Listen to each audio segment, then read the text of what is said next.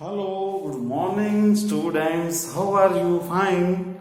तो बच्चों, कैसा चल रहा है मैग्नेटिक इफेक्ट्स ऑफ करंट? अच्छा, गुड।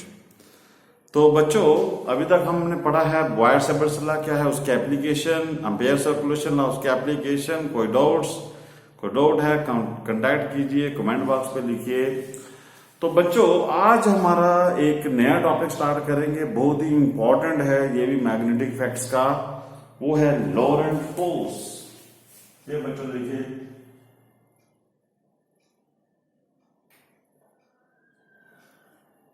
Laurent force.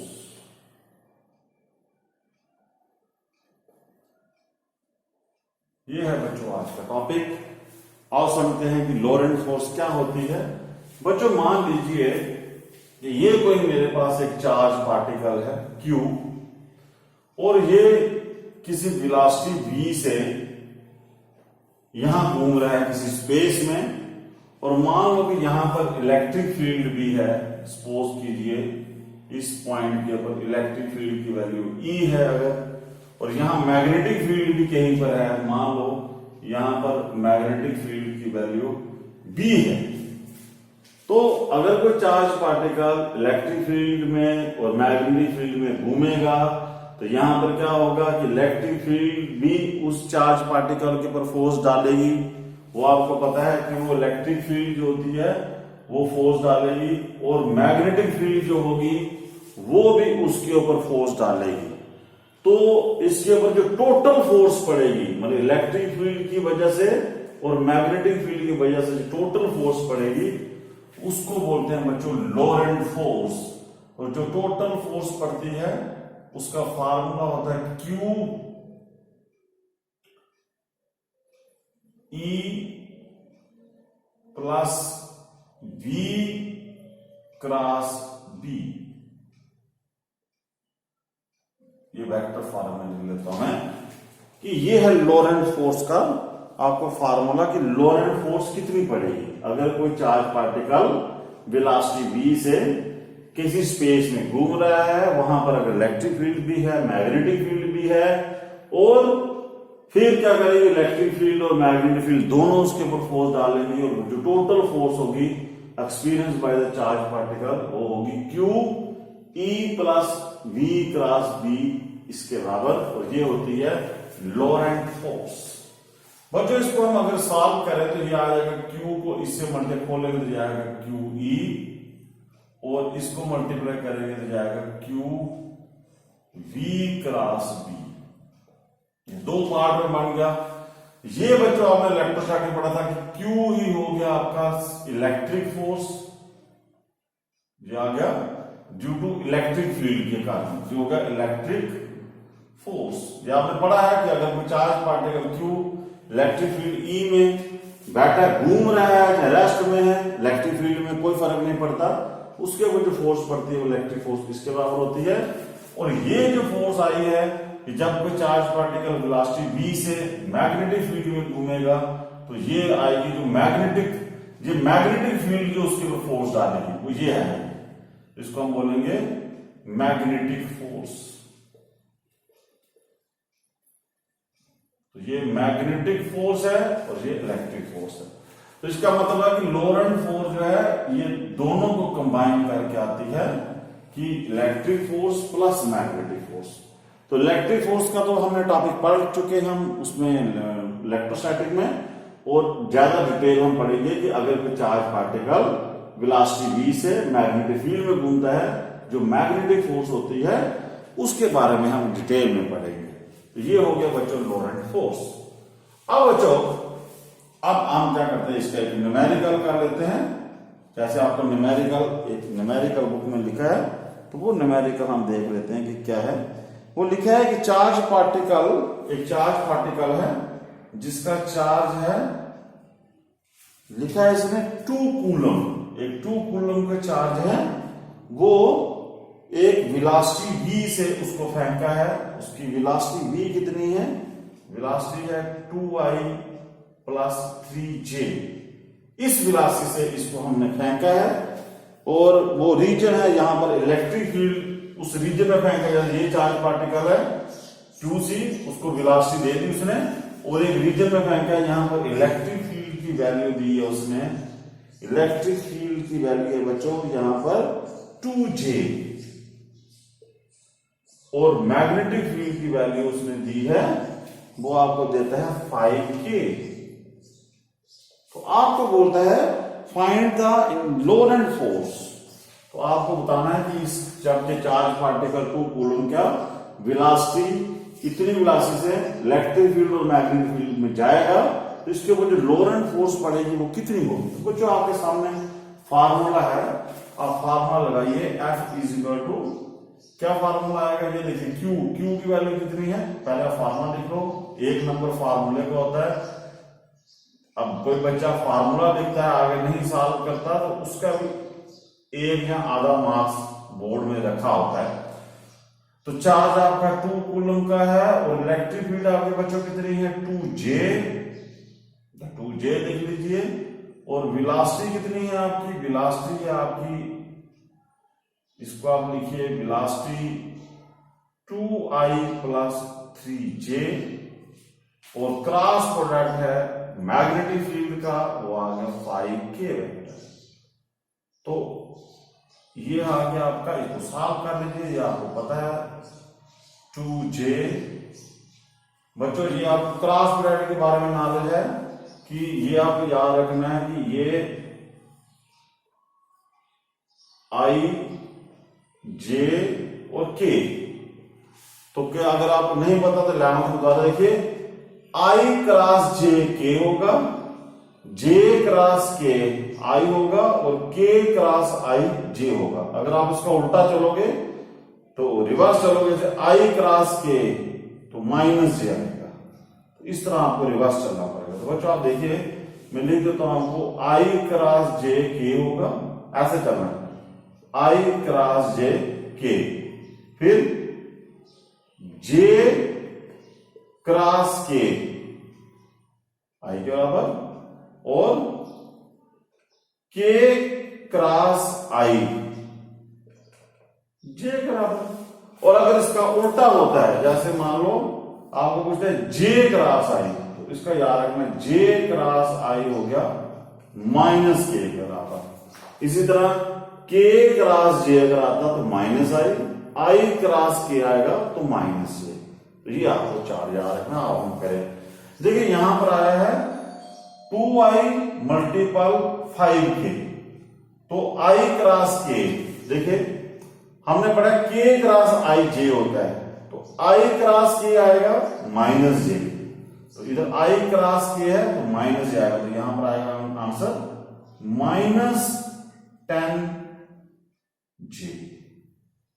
ठीक है बच्चों 2I क्रॉस 5K है ना तो I क्रॉस K जो होता है वो I क्रॉस K ये I K cross I J है तो I क्रॉस K होगा माइनस J।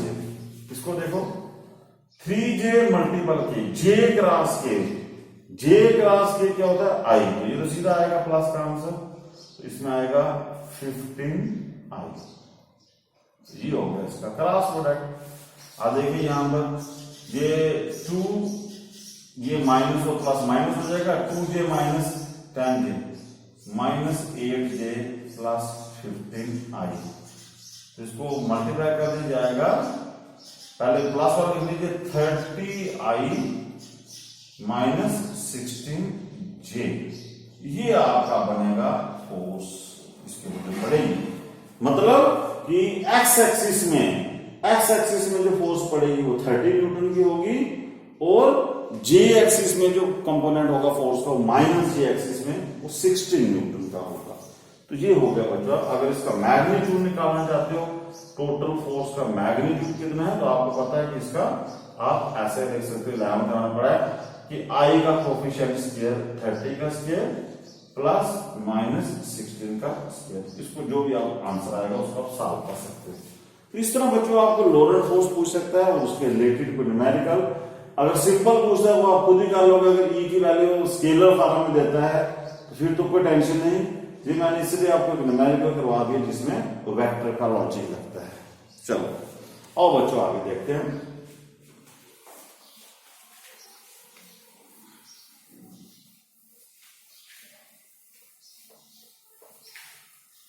अब बच्चों हमें जो मेन लॉजिक है, हमें लॉरेंट फोर्स का मैग्नेटिक कंपोनेंट ज्यादा डिटेल में पढ़ना है, क्योंकि मैग्नेटिक वाला लेसन है, तो हमें मैग्नेटिक फोर्स के बारे में ज्यादा डिस्कशन करनी है।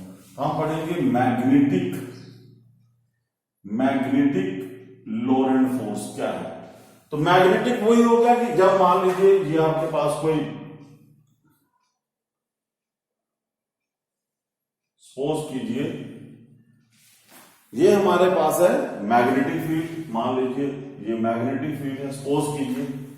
अब मान लो कि यहां पर कोई पार्टिकल है, जो चार्ज पार्टिकल है, वो यहां से किसी वेलोसिटी v से यहां पर मैग्नेटिक फील्ड में घूम रहा है, सपोज कीजिए, और वो इसके साथ मैग्नेटिक फील्ड के साथ एंगल बनाता है थीटा। तो फिर बच्चों यहां पर इस वेलोसिटी के दो कंपोनेंट हो जाएंगे, एक आ जाएगा आपका v cos थीटा और एक आ जाएगा v sin थीटा। तो एक आ जाएगा आपकी, इसको बोलते हैं कि v वो वेलोसिटी जो मैग्नेटिक फील्ड के पैरेलल होगी, और ये वो वेलोसिटी का कंपोनेंट है जो, ये कौन सा है कंपोनेंट, v sin थीटा, जो इस मैग्नेटिक फील्ड के परपेंडिकुलर होगा। तो मान लीजिए ये वेलोसिटी थी, ये चार्ज पार्टिकल है और ये वेलोसिटी v से घूम रहा है। तो बच्चों अब इसके ऊपर जो लॉरेंट फोर्स पड़ेगी, उसके ऊपर जो लॉरेंट फोर्स पड़ेगी, मान लो ये जो मैग्नेटिक फील्ड है इसके ऊपर जो फोर्स डालेगी, मान लीजिए इस चार्ज पार्टिकल को मैं Q लिखता हूं, तो जो मैग्नेटिक लॉरेंट फोर्स होगी वो जो होगी वो किसके बराबर, अभी आपने पढ़ा, वो पढ़ा आपने Q v vector cross d vector, ये है फार्मूला उसका। तो इसको आप खोलोगे तो ये बनेगा Q, क्रॉस प्रोडक्ट खोलोगे तो बन जाएगा ये v d sin थीटा। जी आ गया इसका स्केल फॉर्म। तो मैग्नेटिक लॉरेंट फोर्स किसके ऊपर डिपेंड कर रही है, आप देखिए यहां पर कि पहले तो magnetic Laurent force direct question है चार्ज के, मतलब कि अगर आपका चार्ज का मैग्नीट्यूड ज्यादा है तो इसके ऊपर मैग्नेटिक फोर्स भी ज्यादा पड़ेगी। दूसरा यहां पर कंपोनेंट देखिए कि जो मैग्नेटिक फोर्स है वो डिपेंड करती है वेलोसिटी के ऊपर, ये बहुत इंपॉर्टेंट है बच्चों। इसका मतलब इलेक्ट्रिक फील्ड और मैग्नेटिक फील्ड में यही डिफरेंस है, जो अगर ये चार्ज पार्टिकल की वेलोसिटी ज्यादा करूंगा, इसका मतलब इसके ऊपर मैग्नेटिक फोर्स भी ज्यादा पड़ेगी। लेकिन अगर इसकी वेलोसिटी में मान लो यहां पर 0 कर देता हूं, if v is equal to 0, क्या मतलब होगा कि अगर कोई चार्ज पार्टिकल में मैग्नेटिक फील्ड में रख दूं, लेकिन अगर उसकी वेलोसिटी 0 हो, मतलब कि वो चार्ज पार्टिकल रेस्ट में हो, तो फिर बच्चों उसके ऊपर मैग्नेटिक फोर्स भी 0 होगी। ये बहुत इंपॉर्टेंट कंसेप्ट है, यही डिफरेंस है इलेक्ट्रिक फील्ड और मैग्नेटिक फील्ड में। आपने पढ़ा था कि इलेक्ट्रिक फील्ड के अंदर, अगर ये इलेक्ट्रिक फील्ड है, अगर कोई चार्ज पार्टिकल चाहे ये रेस्ट में है चाहे ये मोशन में है, इसके ऊपर इलेक्ट्रिक फील्ड यही फोर्स पड़ती है QE। लेकिन magnetic force depends upon the velocity of the charge particle. Charge भी होना चाहिए और पार्टिकल को मूव भी करना है। अगर वो रेस्ट में आ जाता है तो then it experience no magnetic force.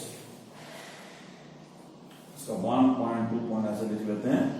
तो ये आप ध्यान रखिए, ये वाला। और दूसरा बी मतलब हो गया कि जो मैग्नेटिक फोर्स है वो नेचुरली डिपेंड करेगी मैग्नेटिक फील्ड के ऊपर, कि जितनी ज्यादा मैग्नेटिक फील्ड की स्ट्रेंथ होगी उतनी ही ज्यादा उसके ऊपर मैग्नेटिक फोर्स पड़ेगी। और जो फोर्थ है बच्चों यहां पर देखिए कि थीटा को हम बाद में डिस्कस करते हैं, आप थीटा का भी डिस्कस कर सकते हो यहां पर, कि अगर आपका थीटा जो है वो 0 डिग्री है या 180 डिग्री है, मतलब कि अगर ये मैग्नेटिक फील्ड है सपोज कीजिए, तो ये एंगल किसके बीच में है, एंगल है वेलोसिटी और मैग्नेटिक फील्ड के बीच में। अगर चार्ज पार्टिकल की वेलोसिटी मैग्नेटिक फील्ड के पैरेलल होती है तो मतलब कि थीटा आपका कितना हो जाएगा, 0 डिग्री। जब थीटा 0 होगा तो साइन 0 की वैल्यू 0 हो जाएगी। और दूसरा केस लीजिए कि अगर कोई चार्ज पार्टिकल मैग्नेटिक फील्ड के अपोजिट चलता है, ये मैग्नेटिक फील्ड है, ये चार्ज पार्टिकल उसके अपोजिट चल रहा है, तब बच्चों देखिए थीटा आपका 180 डिग्री हो जाएगा, तो साइन 180 कितना होता है, वो भी 0 होता है। तो कहने का मतलब है कि अगर कोई चार्ज पार्टिकल यहां पर मैग्नेटिक फील्ड के पैरेलल चलता है या मैग्नेटिक फील्ड के एंटी पैरेलल चलता है, मतलब थीटा या 0 बनाएगा या 180 बनाएगा, तो तब भी आपका मैग्नेटिक फोर्स आपका 0 होगा। ये आप बच्चों ध्यान रखना है कि इसका मतलब डायग्राम से देखिए कि सिर्फ ये जो वर्टिकल कंपोनेंट है वेलोसिटी का ये होना चाहिए। अगर आप पैरेलल कंपोनेंट, अगर कोई चार्ज पार्टिकल इस पैरेलल चलेगा मैग्नेटिक फील्ड के ऊपर, चाहे वो मूव भी कर रहा है, लेकिन अगर वो पैरेलल या एंटी पैरेलल चल रहा है तो समझ लो उसके ऊपर भी कोई भी फोर्स नहीं पड़ेगी, वो जिस स्पीड से चल रहा है उसी स्पीड से चलता रहेगा। तो फिफ्थ देखिए कि मान लीजिए अगर थीटा आपका 90 डिग्री होता है बच्चों, थीटा 90 का मतलब कि अगर आपका मान लो ये मैग्नेटिक फील्ड सपोज कीजिए और ये मैं बोलता हूं कि ये वेलोसिटी है, तो ये दोनों के बीच में एंगल 90 डिग्री है। तो अगर दोनों के बीच में एंगल 90 डिग्री होता है तो आपकी जो फोर्स होगी वो आएगी QVB साइन 90 की वैल्यू बच्चों कितनी होती है, साइन 90 की वैल्यू होती है 1, मतलब कि मैक्सिमम वैल्यू। इसका मतलब कि मैक्सिमम फोर्स पड़ेगी। तो इसका मतलब कि when the charge particle moves perpendicular to the magnetic field then it experience the maximum force. ये आपको याद रखना है। और ये आपको अब आगे अगर और क्या पूछता है 30 डिग्री 40 डिग्री, वो तो अलग की बात है, वो आप कर सकते हो अलग से, लेकिन आपको ये कंडीशन याद रखनी है कि पहली बात कि force is directed to charge, मतलब कि अगर कोई चार्ज पार्टिकल, आपने याद रखना है कि only charge particle experience the magnetic force. अगर मान लो जहां पर कोई न्यूट्रल पार्टिकल हो, जैसे मान लो कि आपका फोटॉन है या न्यूट्रॉन है, तो इनका चार्ज 0 होता है। तो ये चाहे मैग्नेटिक फील्ड में अगर मैं प्रोटॉन और न्यूट्रॉन को अगर मैं चलाऊं, सॉरी फोटॉन और न्यूट्रॉन को अगर मैं चलाता हूं, तो उनके ऊपर मैग्नेटिक फोर्स कोई भी फोर्स नहीं डालेगी क्योंकि उनकी चार्ज लेस है। दूसरा देखिए वेलोसिटी के ऊपर डिपेंड करता है कि वेलोसिटी ज्यादा होगी तो उसके ऊपर मैग्नेटिक फोर्स पड़ेगी। तीसरा अगर वेलोसिटी 0 हो जाएगी, मान लो कि चार्ज पार्टिकल अगर रेस्ट में है तो उसके ऊपर भी मैग्नेटिक फोर्स 0 होगी। मैग्नेटिक फील्ड के डायरेक्टली है, अगर मैग्नेटिक फील्ड ज्यादा है आपकी तो फोर्स ज्यादा होगी। तीसरी बात है देखिए अगर आपका एंगल का बड़ा रोल है कि अगर कोई चार्ज पार्टिकल मैग्नेटिक फील्ड के पैरेलल या एंटी पैरेलल चलता है then it also experiences 0 force when it experiences the maximum force when it moves perpendicular to the charge particles। ये बच्चों आप यहां से ध्यान रखें। अब बच्चों हम वेक्टर फॉर्म का थोड़ा सा लॉजिक डिटेल में पढ़ाते हैं आपको, कि थोड़ा सा वेक्टर फॉर्म को डिस्कस करते हैं ताकि हमें डायरेक्शन का कंसेप्ट समझना है। अब बच्चों यहां से इस फार्मूले से आप समझिए, ये जो पहला फार्मूला हमने बनाया है ये देखिए, यहां पर क्योंकि ये वाली फोर्स जो है it is equal to the cross product, ये वाली फोर्स क्रॉस प्रोडक्ट है बी क्रॉस बी के क्रॉस प्रोडक्ट के बराबर है। तो आपने वेक्टर में पढ़ा होगा कि जब भी कोई चीज क्रॉस प्रोडक्ट के बराबर होती है तो इसकी डायरेक्शन जो होगी वो उस प्लेन के परपेंडिकुलर होगी जिस प्लेन में ये दोनों पड़े होंगे।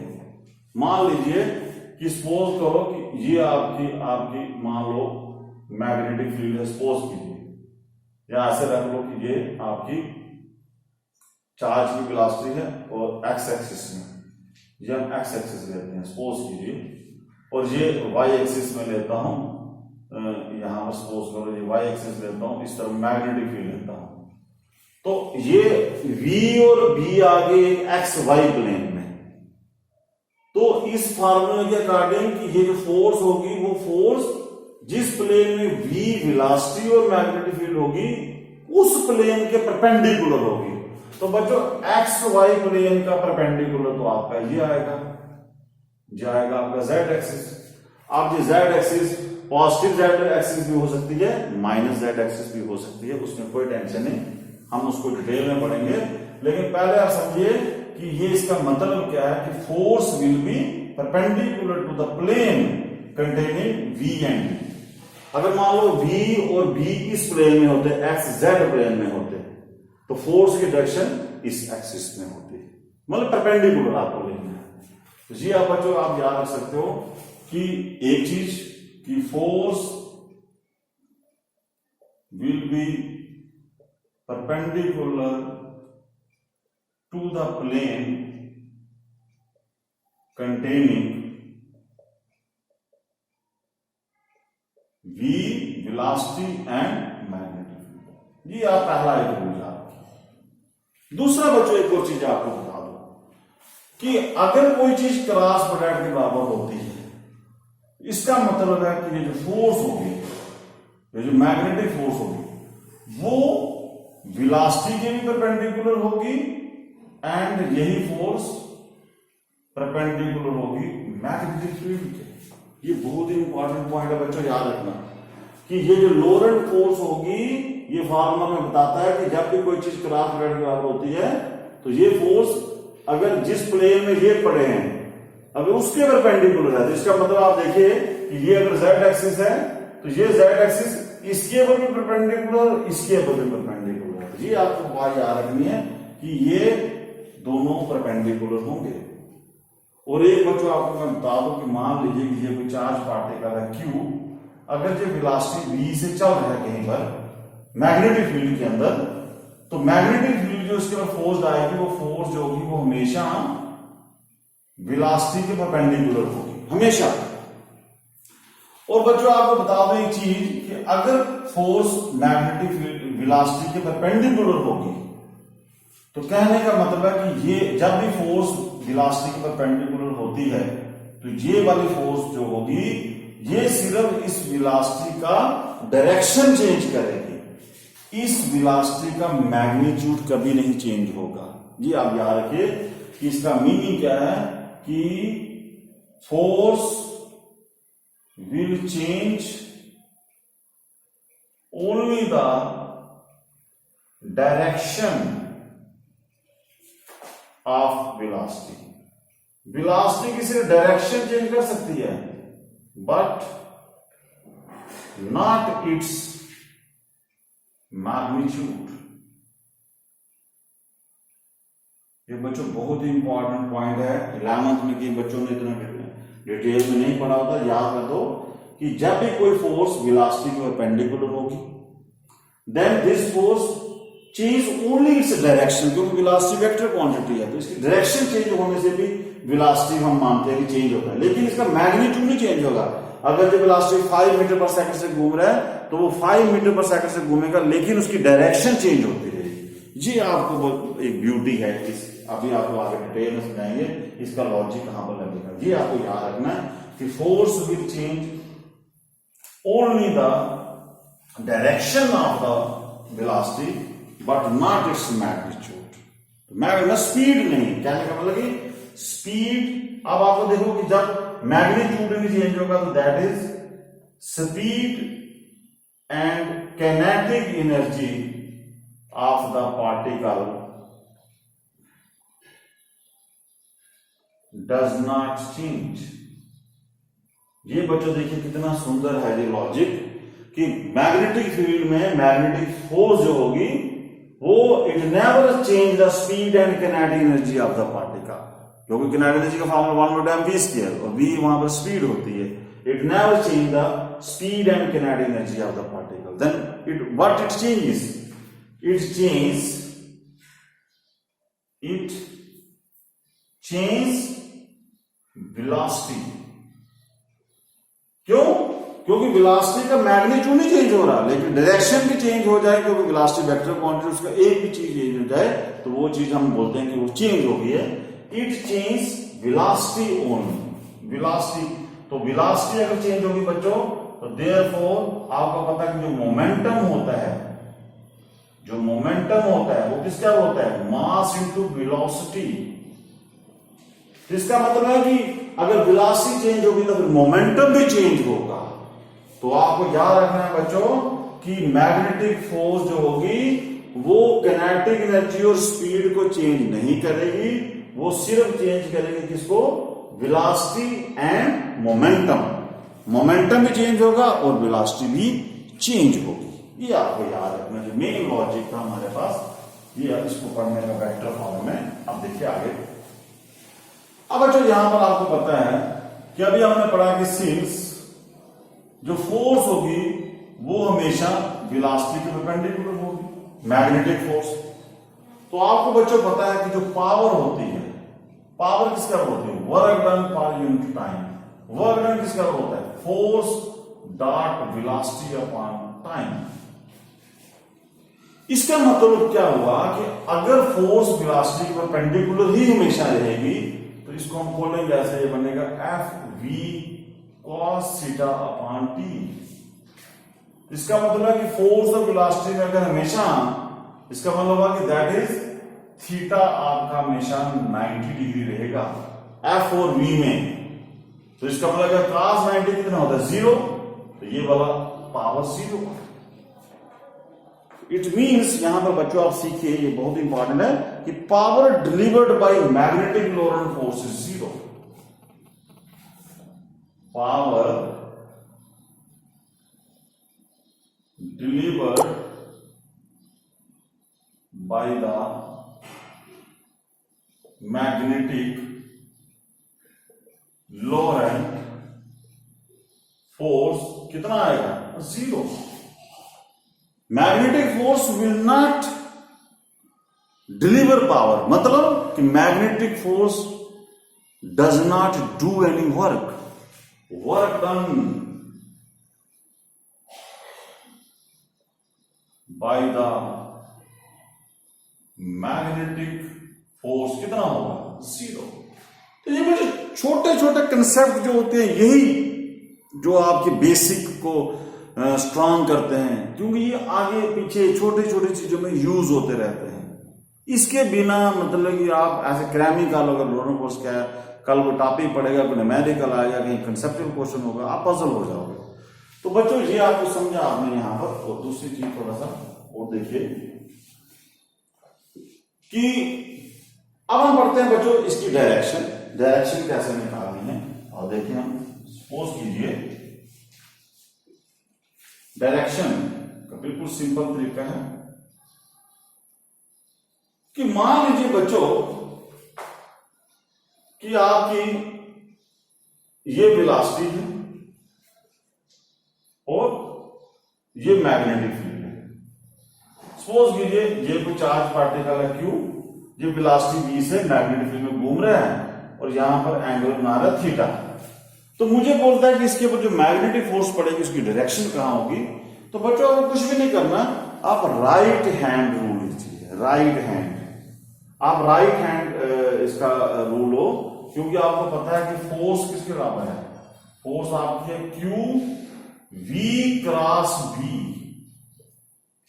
मतलब कि जब कोई चीज क्रॉस V के बराबर होती है तो मुझे क्या करना है? राइट हैंड लेना है और V से लेकर B तक आपको राइट हैंड की फिंगर को कर्ल करना है और जिस तरफ थंब आएगा वो फोर्स की डायरेक्शन होगी। सिंपल। अब देखिए यहां पर V से B, देखो V से B में अगर इसको कर्ल करता हूं, ये देखो ये ऐसे V से B, ऐसे नहीं कर देना, क्योंकि जो पहला होता है वहां से लेकर दूसरे की तरफ मोड़ना है। फिंगर को कर्ल करना है पहले से दूसरे की तरफ। तो पहले से दूसरे V से B, तो अंगूठा कहां आया? बाहर की तरफ। तो बाहर की तरफ मतलब इस तरफ आएगी मेरी फोर्स की डायरेक्शन। अब मैं इसको ऐसे ड्रा कर देता हूं, मतलब ये फोर्स जो है वो ये परपेंडिकुलरली आउटवर्ड है। मैं लिख देता हूं कि परपेंडिकुलरली आउटवर्ड, तो मतलब आपकी रीडर की तरफ आएगी ऐसे। तो बच्चों एक तो ये आप रूल याद रखिए। दूसरा रूल आप एक लीजिए, इसमें काफी रूल लगते हैं। फ्लेमिंग लेफ्ट हैंड रूल भी लगता है आपका।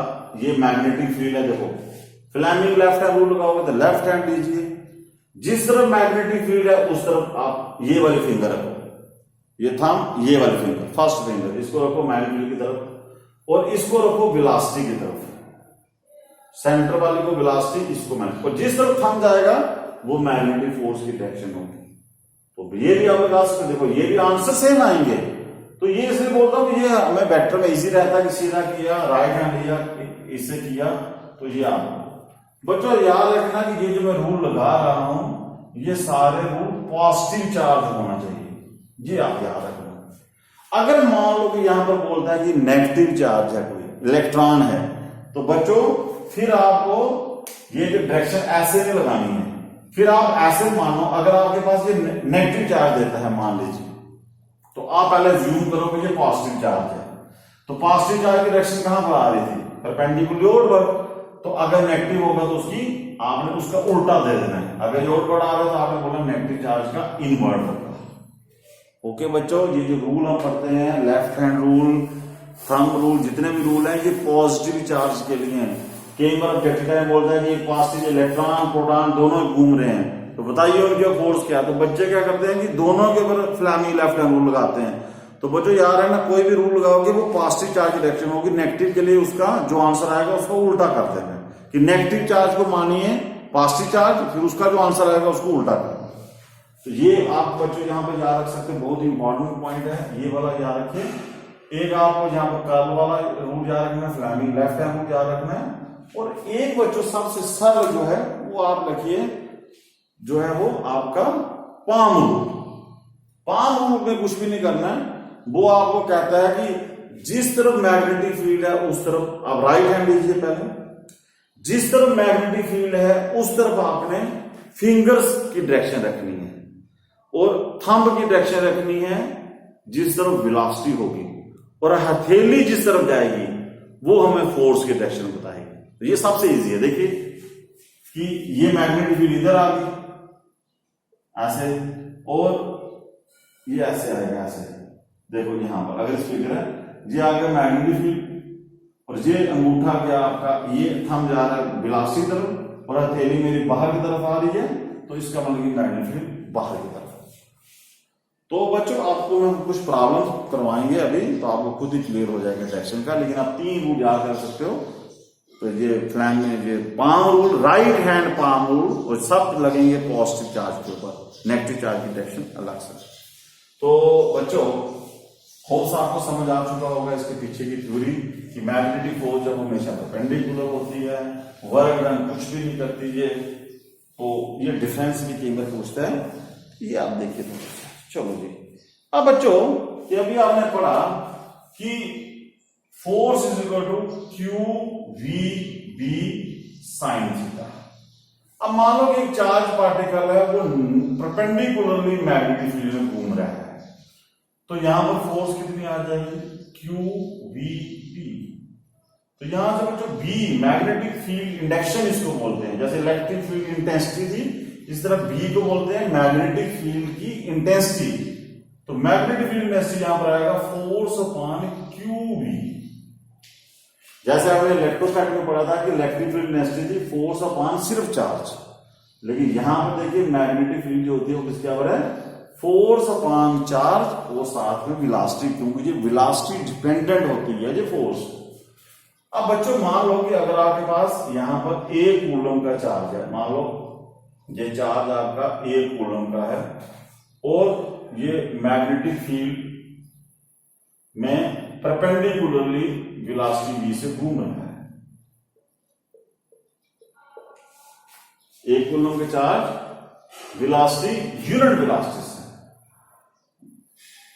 1 मीटर पर यूनिट वेलोसिटी से 1 कूलम का चार्ज मैग्नेटिक फील्ड में अगर घूमता है परपेंडिकुलरली, देन, और अगर अब जब घूमेगा तो इसके ऊपर फोर्स लगेगी, और मान लीजिए इसके ऊपर जो फोर्स अगर लगती है सपोज कीजिए वो 1 न्यूटन की अगर होती है, तो फिर हम बच्चों ये जो मैग्नेटिक फील्ड इंडक्शन होगा वो किसके बराबर होगा, फोर्स अगर 1 न्यूटन की लगे और चार्ज अगर 1 कूलम का हो, 1 कूलम, और वेलोसिटी अगर 1 मीटर पर सेकंड की हो, तब ये जो मैग्नेटिक फील्ड इंडक्शन होता है, ये 1 इसका यूनिट होता है टेस्ला।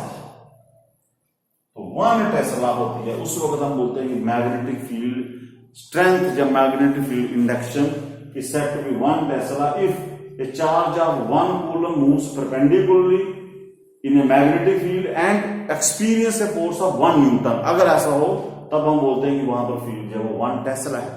वो जो 1 टेस्ला वही हो गया जैसे एक कूलम आपको बताया था, ह्यूज अमाउंट ऑफ चार्ज होता है, 1 टेस्ला भी ये बहुत बड़ा चार्ज है। इसलिए हम इन सीजीएस सिस्टम में इसका जो स्मॉलर यूनिट होता है वो होता है गास। तो गास हम पढ़े तो 1 टेस्ला जो है वो 10⁴ गास, 10 की पावर जो है वो 4 गास होता है। तो ये आपको बच्चों याद रखना, ये गास नोट कीजिए बच्चों। एक चीज यहां पर याद रखिए कि जब भी आपको यूनिट लिखना है, तो आपको नाम उस साइंटिस्ट का स्मॉल से स्टार्ट करना है। अगर आपको सिर्फ सिंबल डालना है तो फिर कैपिटल डालना है, लेकिन अगर पूरा नाम लिखना चाहते हो जैसे गास तो छोटा जी से लिखिए, ये याद रखिए। अब बच्चों अब थोड़ा सा आपको बता दो कि ये जो हमारी अर्थ की मैग्नेटिक फील्ड है, अर्थ की मैग्नेटिक फील्ड जो होती है वो है 3.6 इंटू 10⁻⁵ टेस्ला। देखिए बहुत कम है, -5 का मतलब कि 0.00 आएगा। तो ये भी कहीं पर ऑब्जेक्टिव टाइप में चीजें पूछी होती हैं तो आप निकाल सकते हो। तो बच्चों आपको डायरेक्शन भी आ गया, डेफिनेशन जो आ गया आपकी कि एक जैसे जो मैग्नेटिक फील्ड डायरेक्शन क्या होता है, इसका यूनिट क्या है, ये आप थोड़ा सा याद रखिए, काम आएंगे आगे।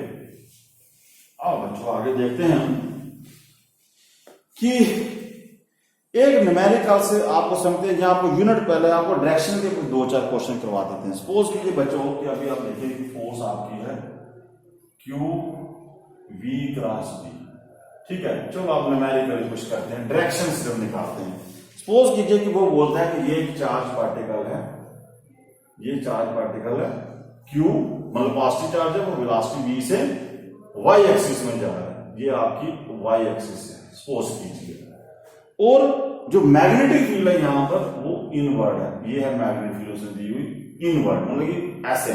क्रॉस का मतलब होता है कि इस ब्लैक बोर्ड के अंदर परपेंडिकुलरली इनवर्ड। तो आपको बोलता है कि इसके ऊपर जो फोर्स पड़ेगी वो कितनी होगी। तो बच्चों सबसे पहले आप इस फार्मूले को देखने से सबसे पहले आप लिखिए कि वेलोसिटी किस तरफ है, y एक्सिस में। तो वेलोसिटी आपकी आ जाएगी v, जो v दिया मैग्नीट्यूड, और डायरेक्शन आपको खुद लगानी है। जो पॉजिटिव एक्स एक्सिस है y की, तो उसको j राइट बना दीजिए सबसे पहले, y का पॉजिटिव j, नेगेटिव -j। अब बच्चों यहां मैग्नेटिक फील्ड की बात कर लेते हैं। मैग्नेटिक फील्ड किस तरफ है, मैग्नेटिक फील्ड आपकी ये आपकी अंदर की तरफ है, इनवर्ड आपकी। ये थोड़ा ध्यान दीजिए कि ये देखो, ये आगे आपका ऐसे बना लेता हूं, आपको थोड़ा क्लियर हो जाएगा। ये आगे एक्स एक्सिस, ये वाई एक्सिस, ये जेड एक्सिस है। तो ये देखो ये एक्स है, हम सिर्फ इस ब्लैक बोर्ड के ऊपर 2 एक्सिस ड्रा कर सकते हैं। एक्स है ऐसे हैं, मैं आपको समझाता हूं। ये एक्स है, ये वाई है, ये जो जेड है ना ये ऐसे होता है, ये है परपेंडिकुलर होता है, क्योंकि एक्स वाई जेड स्पेस बनाती हैं। और ये जो ब्लैक बोर्ड है ये प्लेन है, तो इसका सही मायने में जेड जो है वो इस तरफ है, ऐसे। तो अब ये मैग्नेटिक फील्ड जो बता रहा है वो बता रहा है कि अंदर की तरफ जा रही है, तो इसका मतलब है कि वो अंदर वाली जगह होगी। ये अगर जेड पॉजिटिव है, अंदर होगा -z। तो कहने का मतलब है कि ये b की डायरेक्शन आपको लेनी है b, और इसका यूनिट वेक्टर आएगा -k। ये आपको पहले डिसाइड करना है। तो उसके बाद आप देखिए कि फोर्स कैसे निकलेगी। Q V हो गया Vj मल्टीपल, ये माइनस को बाहर निकालो तो Vk। अब आप बच्चों जो आपको मैंने सिखाया था कि ये होता है I, ये J K। तो J क्रॉस K क्या होगा, तो आपको पता है कि J क्रॉस K क्या होगा, I के बराबर। तो यहां पर आ जाएगा J क्रॉस K की जगह I, तो आंसर आएगा -Q VB इंटू I। तो कहने का मतलब है कि जो फोर्स निकली है वो आएगी -QVBI, या इसको मैं लिखूंगा QVB वेक्टर फॉर्म में, और -I मतलब कि इस फोर्स की डायरेक्शन -I की तरफ होगी। तो ये आ गया, ये एक्स एक्सिस प्लस किए तो फोर्स आपकी इस तरफ आएगी, ये आ गया -I, इस तरफ होगा फोर्स की डायरेक्शन -I। ये हो गया बिल्कुल टेक्निकल। यहां पर आपको एग्जैक्ट आपको पूछा जाता है कि किस तरफ फोर्स होगी, ये आपको आंसर निकालना है।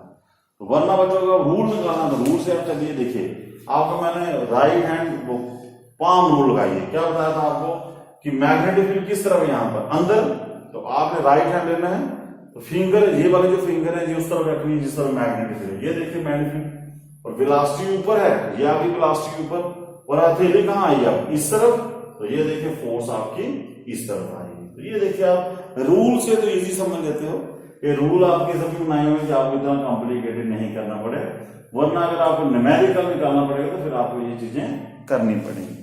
और आपको मैं समझाता हूं कि न्यूमेरिकल का, अब आप बच्चों खुद प्रैक्टिस कीजिए कि मान लो 2-4 क्वेश्चन लिख देता हूं कि सपोज कीजिए कि यहां पर बोल रहा है ये है चार्ज पार्टिकल नेगेटिव चार्ज, तो एक आपको नेगेटिव का करा देता हूं, ये नेगेटिव चार्ज है जो वेलोसिटी v से इधर जा रहा है, तो ये है मैग्नेटिक फील्ड डॉट।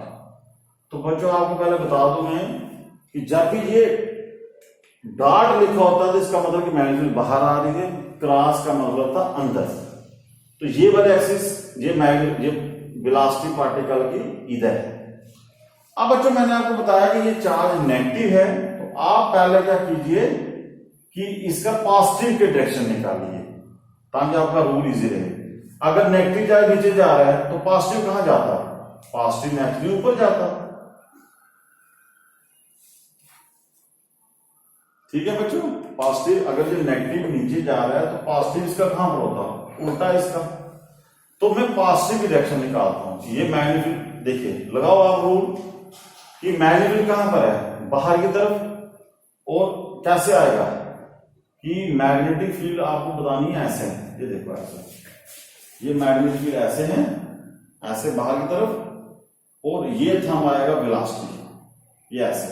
तो अब हथेली कहां है, इस तरफ, तो मतलब कि इसके ऊपर जो फोर्स पड़ेगी, अगर ये पॉजिटिव चार्ज होगा तो इसके ऊपर फोर्स पड़ेगी इस तरफ, अगर ये पॉजिटिव चार्ज होता तो इसके ऊपर फोर्स पड़ती इस तरफ, क्योंकि ये नेगेटिव चार्ज है तो इसके ऊपर फोर्स पड़ेगा इस तरफ। ये आपको समझना है कि अगर नेगेटिव चार्ज होगा तो फिर आपको क्या करना है कि पहले पॉजिटिव एजम्पशन कर लो उसको उल्टा, वो इजी रहेगा। नहीं तो फिर इस तरीके से भी आप निकाल सकते हो अगर कुछ ज्यादा कंफ्यूजन है। बाकी बच्चों प्रैक्टिस कीजिए। सपोज कीजिए मैं आपको बोलता हूं ये चार्ज है Q, वेलोसिटी v से इधर जा रहा है और मैग्नेटिक फील्ड आपकी इस तरफ है, तो बताओ इसके ऊपर फोर्स कहां पर पड़ेगी। दूसरा एक और ले लेते हैं कि यहां पर एक और दिया कि ये मान लो ये मैग्नेटिक फील्ड आपकी है B इस तरफ जा रही है और Q और V है, ये चार्ज पार्टिकल इस तरफ आ रहा है, बाहर की तरफ चार्ज पार्टिकल की वेलोसिटी इधर है और मैग्नेटिक फील्ड इधर जा रही है। तो इस तरह बच्चों आप ढेर सारी प्रैक्टिस कर सकते हो। अब देखिए कुछ और इसकी न्यूमेरिकल्स कर लेते हैं या कोई टेक्निकल चीजें इसकी कर लेते हैं, तो उसके आगे हम नेक्स्ट टॉपिक स्टार्ट करेंगे। चलो अब बच्चों हम देख लेते हैं कि सपोज कीजिए कि ये जो चार्ज पार्टिकल है, एक आपको न्यूमेरिकल में समझा देता हूं ताकि आपको थोड़ा सा इजी रहे कुछ कैलकुलेट। जैसे देखिए एक चार्ज पार्टिकल है मूविंग इन मैग्नेटिक फील्ड, ये मैग्नेटिक फील्ड दी है उसने, मैग्नेटिक फील्ड की वैल्यू है I - J टेस्ला। ठीक है बच्चों, और वो बोल रहा है कि charge particle moving in magnetic field और उसकी एक्सेलरेशन दी है उसने। ये थोड़ा सा आपको अलग क्वेश्चन है, मैं करवा देता हूं। एक्सेलरेशन दी है उसने 2I + αj, ये है इसकी एक्सेलरेशन। तो पूछ रहा है कि फाइंड अल्फा, इस अल्फा की वैल्यू निकाली, और कुछ नहीं दिया। एक चार्ज पार्टिकल है वो इस मैग्नेट, ये चार्ज पार्टिकल की एक्सेलरेशन दी है और मैग्नेटिक फील्ड दी है, तो वो सिर्फ पूछता है कि अल्फा की वैल्यू क्या होगी। तो बच्चों अब यहां पर थोड़ा सा आपको लॉजिक लगाना पड़ेगा कि मैंने आपको बताया था एक चीज कि जो इसके ऊपर फोर्स लगेगी वो फोर्स कितनी होगी, वो फोर्स होगी Q V क्रॉस। ओके, अब मुझे एक्सेलरेशन दी है, फोर्स का कोई लेना देना नहीं, तो फोर्स किसके ऊपर होती है, mass into acceleration, Q V cross V। यहां से एक्सेलरेशन किसके आ आएगी, Q/m V क्रॉस V। कहने का मतलब बच्चों यहां से ध्यान से देखिए कि जो एक्सेलरेशन होगी वो भी V क्रॉस V के मतलब एक्सेलरेशन भी क्रॉस प्रोडक्ट के बराबर आई है।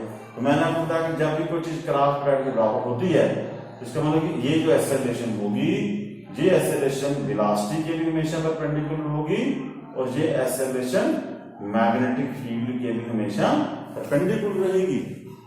अब मुझे उसने बोला कि अल्फा की वैल्यू निकालिए और बी और ए दिया। अब मुझे ये कंसेप्ट क्लियर हो गया कि ए और बी हमेशा परपेंडिकुलर रहेंगे, मतलब इन दोनों के बीच में एंगल हमेशा 90 डिग्री का रहेगा। तो बच्चों अगर ये दोनों परपेंडिकुलर रहेंगे, जब भी कोई दो वेक्टर परपेंडिकुलर होते हैं तो बच्चों उनका जो डॉट प्रोडक्ट होता है वो जीरो होगा। When two vectors are perpendicular, then their dot product will be zero। ये आपको यहाँ से निष्कर्ष निकालना था। आप सिंपल है, आप इनका डॉट प्रोडक्ट निकालिए। तो डॉट प्रोडक्ट कैसे निकालोगे? आई को आई से कीजिए, आएगा 2 और इधर आएगा minus alpha is equal to 0, alpha is equal to 2। This is the answer. यही तो लॉजिक बच्चों हमें समझाना था आपको कि यहाँ पर कुछ हिडन क्वेश्चन है। जैसे देखिए ये हिडन क्वेश्चन हम बोलते हैं, यहाँ पर कुछ क्लियर नहीं देता बच्चे को। बच्चा सोचता है फिर क्यू वी भी साइन थीटा है वो नहीं लगेगा, वी क्रॉस वी लगेगा। बच्चा सोचता है ये कैसे है। बच्चों तभी हम बेसिक करवा रहे थे कि ये बेसिक का कंसेप्ट क्या था, वो कैसे परपेंडिकुलर होते हैं, बहुत इंपॉर्टेंट है। तो ये बच्चों आप थोड़ा सा समझ सकते हो कि इस तरह के क्वेश्चन आपको एग्जाम में आ सकते हैं। तो चलो एक और न्यूमेरिकल से आपका इसको सम करते हैं कि एक और क्वेश्चन है कि एक वो बोल रहा है कि चार्ज पार्टिकल का स्पेसिफिक चार्ज है। ये भी देखिए स्पेसिफिक चार्ज का भी आपको लॉजिक क्लियर करा देता हूं। बच्चों स्पेसिफिक चार्ज का मतलब होता है चार्ज अपॉन मास की रेशियो। ये अब ये भी हिडन है। अब किसी बच्चे को स्पेसिफिक चार्ज ही नहीं पता हो तो वो सोचेगा ये पता नहीं क्या नई चीज आ गई है। तो स्पेसिफिक चार्ज का मतलब होता है चार्ज अपॉन मास की रेशियो। तो बच्चों को दिया उसने 0.2 kg पर कूलम, सॉरी कूलम आएगा इसके ऊपर, कूलम पर केजी इसका आएगा यूनिट। तो उसकी वेलोसिटी दी है उसने, चार्ज पार्टिकल की वेलोसिटी कितनी दी है इसने 2i - 3j, 2i - 3j। और साथ ही पूछा है उसने कि मैग्नेटिक फील्ड भी दी है, मैग्नेटिक फील्ड दी है 5i + 2j। तो बच्चों आपको पूछ रहे हैं कि एक्सेलरेशन क्या होगी, फाइंड एक्सेलरेशन। तो सिंपल है बच्चों, अभी हमने पढ़ा कि फोर्स का फॉर्मूला किसके आप होता है Q V vector cross V। बच्चों जब भी ये वेक्टर फॉर्म में दी हुई चीजें आई जे के में तो समझ लो कि आपको वेक्टर रिलेशन नहीं लिखना है। फोर्स क्या होता है mass into acceleration Q V cross V। और यहां से एक्सेलरेशन क्या आएगा Q/m V क्रॉस V। ये इसलिए तो दिया क्योंकि Q/m ही है स्पेसिफिक चार्ज, ये आएगा 0.2। तो V वेलोसिटी कितनी है 2i - 3j multiple 5i + 2j। ये तो बच्चों आगे क्रॉस प्रोडक्ट निकालिए। आपको मैंने बताया था क्रॉस प्रोडक्ट कैसे निकालते हैं। i क्रॉस i हमेशा सेम क्रॉस प्रोडक्ट 0 होता है। i क्रॉस i 0 होगा, j क्रॉस j 0 होगा। इसका मतलब कि 2i क्रॉस 5i 0 होगा, इसको भूल जाओ। 2i cross j, i cross j क्या होता है k, तो 2 का 4k आ जाएगा यहां। अब इसका आओ कि ये देखो ये j cross i cross j कितना है k, j क्रॉस i क्या होगा -k। तो ये ऑलरेडी माइनस है, ये प्लस हो जाएगा +15k। तो ये j और j 0 हो जाएगा। इसका आंसर बच्चों आएगा एक्सेलरेशन 0.8k + 3.0, सॉरी ये k है, ये क्या आ गया इसको इकट्ठे कर लो। ये आ गया 19k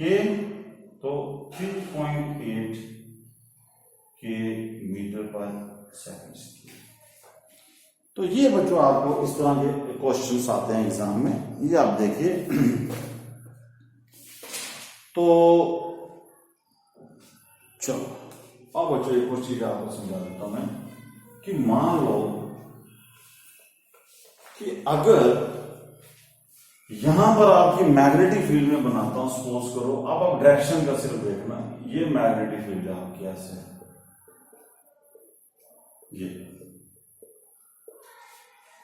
ये मैग्नेटिक फील्ड एक में ऐसे बना देता हूं ऐसे। तो ये मैग्नेटिक फील्ड होगी कहां, किसकी, इसकी डायरेक्शन क्या होगी, अंदर की तरफ। सपोज करो बच्चों यहां पर हम एक चार्ज पार्टिकल यहां से एंटर करवाते हैं V, ये V में चार्ज पार्टिकल करवाता हूं इस मैग्नेटिक फील्ड के परपेंडिकुलर। ये मैग्नेटिक देखिए कैसे है, ये मैग्नेटिक फील्ड है अंदर इनवर्ड और चार्ज पार्टिकल ऐसे हैं। तो मैंने आपको समझाया था कि मैग्नेटिक फील्ड के अंदर जब भी चार्ज पार्टिकल जाएगा तो ये मैग्नेटिक फोर्स जो लगेगी, मैग्नेटिक फोर्स वेलोसिटी के परपेंडिकुलर लगेगी और मैग्नेटिक फोर्स वेलोसिटी की सिर्फ डायरेक्शन चेंज करेगी, मतलब उसकी मैग्नीट्यूड नहीं चेंज करेगी। तो पहले आप देखिए किस तरफ मुड़ेगा ये, तो लगाओ आप पाम रूल सबसे बेस्ट कि मैग्नेटिक अंदर है, देखिए मैग्नेटिक अंदर है, अंगूठा आ गया, चार्ज पार्टिकल किधर जा रहा है, फोर्स कहां लगेगी, इधर, तो ये इस तरफ मुड़ जाएगा, ये इस तरफ मुड़ेगा, तो ये मतलब कि ये इस तरह सर्कल में घूमना स्टार्ट कर देगा। ये आ गया, देखिए ये मैग्नेटिक फील्ड है, सॉरी ये मैग्नेटिक यहां भी बना सकते हैं, ये इनवर्ड है, ये है वेलोसिटी और इसकी फोर्स लगेगी अंदर की तरफ ऐसे, ये है पास फोर्स कहां लगेगी इसके ऊपर, ये इधर अंदर इधर। जब ये यहां पर पहुंचेगा, अब देखिए अब ये फोर्स क्या करेगी, ये फोर्स सिर्फ इसकी डायरेक्शन चेंज करेगी, ये यहां पहुंचेगा इसकी डायरेक्शन सिर्फ चेंज होगी ये ऐसे, और फोर्स लगेगी इनवर्ड, तो ये फोर्स सिर्फ इसकी डायरेक्शन चेंज करेगी, मैग्नीट्यूड चेंज नहीं करेगी। तो बच्चों अब आप पता होगा आपको कि जब किसी पार्टिकल की सिर्फ डायरेक्शन चेंज होगी वेलोसिटी की, मैग्नीट्यूड चेंज ना हो, तो वो वाला कौन सा केस होता है, वो होता है यूनिफॉर्म सर्कुलर मोशन। तो इसका मतलब हुआ कि when the charge particle enter perpendicular in a magnetic field, then the force which acts on the charge particle changes only its direction, due to which the particle describes a uniform circular motion. इसकी आप आगे detail में हम बात करेंगे बाद में। Till then जय हिंद जय भारत।